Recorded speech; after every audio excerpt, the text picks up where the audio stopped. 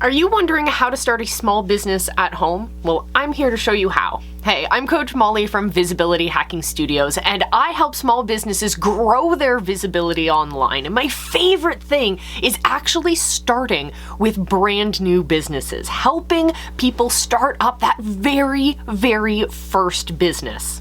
Usually it's a business that they're running from home. They're running from their kitchen table, or maybe they've dedicated a part of a playroom to be their home office or something. But I love helping these small business owners grow their visibility and start their businesses in the right direction. Because, oh my goodness, I spent so much of my life, so much of my business career building up these businesses, and having made so many mistakes along the way, the business ends up not being able to scale or not being able to bring in the right amount of revenue to be successful in my eyes. So I'm here to share with you what you need to know to start your business off on the right foot, so you can avoid all of the mistakes that I made and start your business off right. So stay tuned for more. We are going to talk about everything from the absolute basics onwards, and we're going to start by talking about your very first job, what you need to do before you ever even start your business. I'll also share with you my trick for growing your business before you even start selling. And I'll share with you 2 must-haves for any successful business. So if you want more of this, then I'll catch you on the other side of the intro.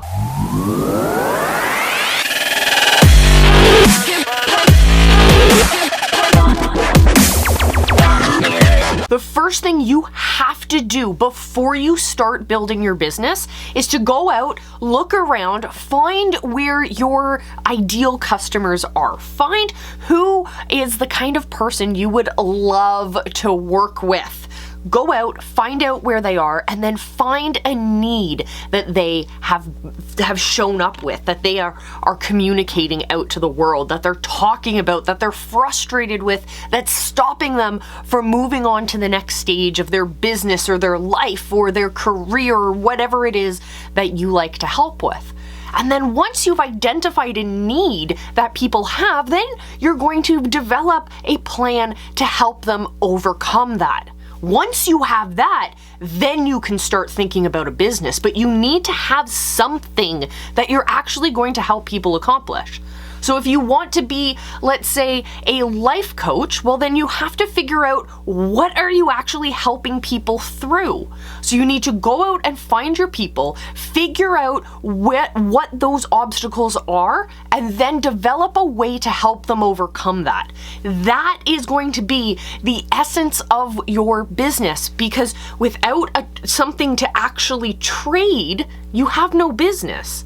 So create and be really focused about what it is that you help people accomplish, because that's going to help you define yourself as different from everyone else around you. But you gotta start first, before you start coming up with logos and brand colors and all of that. You have to have it down of what it is you're actually helping people overcome. Once you've found what those needs are, let us know down in the comments. Where did you find them? What did you find? And how are you going to accomplish helping them overcome that need? Let us know down in the comments. One thing that is great about small businesses and starting businesses at home is that you get to set your own schedule. You get to figure out what it is you are going to use, what it is you're going to accomplish within your day. We only have a limited number of hours in our day, so we have to be really mindful of utilizing and stewarding our limited resources. I know when I first started working for other companies, I had all these rules I had to follow as an employee, and a bunch of those rules were all around whether or not you were allowed to carry around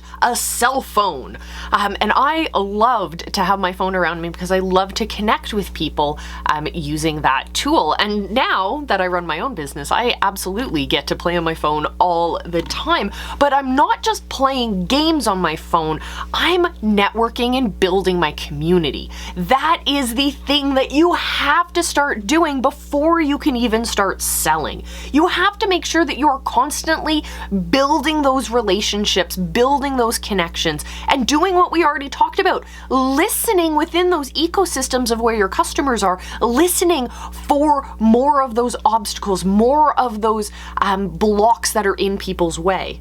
Then you're able to help them overcome those obstacles, and we can then talk about building your business. First thing you need to have in your business is a network of people and a community. The second thing you need is the problem identification that we just talked about and a solution of helping people overcome that. Once you have those two, then we can get the ball rolling and really start talking about the conversation of making more money. Simple tip, if you want to make more money in your small business, hit the subscribe button and come along on the channel. We love helping you and your small business build up your visibility. I honestly think that the world is going to change when we stop focusing on these big brands and we're able to focus and see these beautiful small businesses thrive. Honestly, and all it takes is hitting that subscribe button. All right, there is so much you need in order to really take off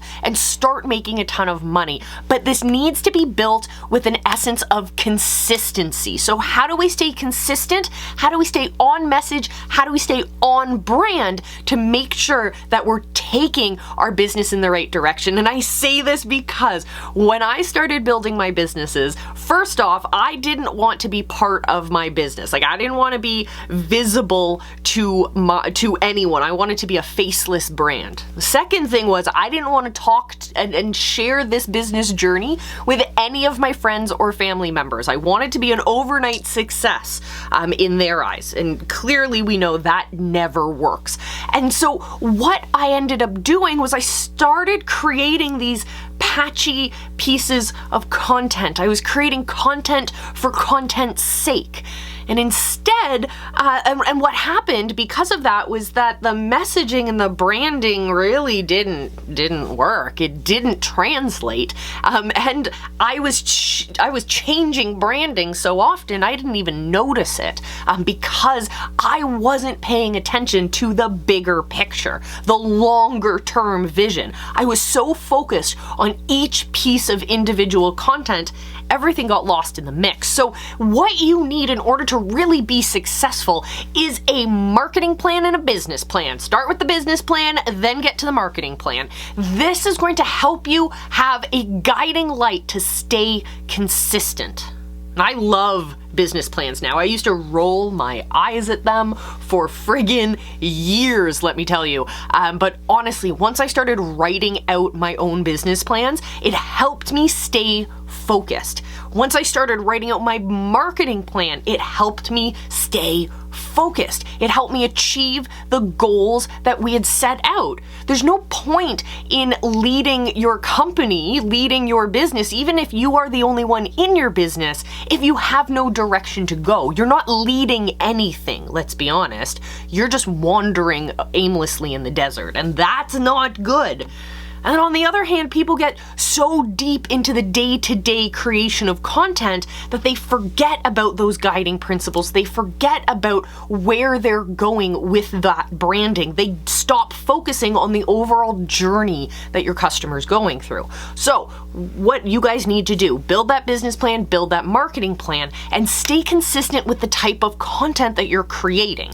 So instead of focusing on, oh my goodness, I can only spend 15 minutes a day creating a piece of content and I'm going to put that up every single day. That's my thing. As long as I get it done, I feel accomplished because it's about quantity, not quality, right? No, I want you to stop thinking like that. I want you to think instead that that's playing the game of content. I want you to play the game of connection. That's where we're dealing person to person. We're remembering that there are people behind those accounts that are following us, behind those likes, behind those pieces of engagement.